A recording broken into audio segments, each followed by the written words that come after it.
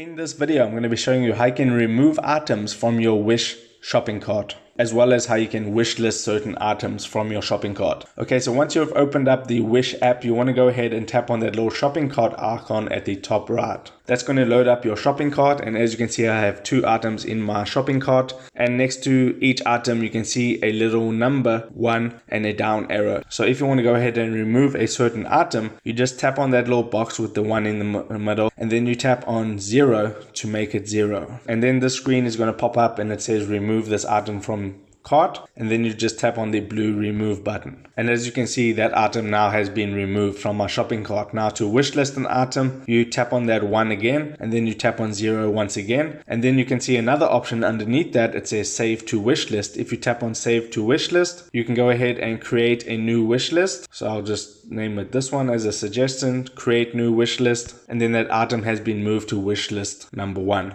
And then you can continue shopping there, or you can view your wish list from there. So that is how you would remove items from your Wish shopping cart. If this video helped you out, make sure to hit the like button and subscribe for more. Take care.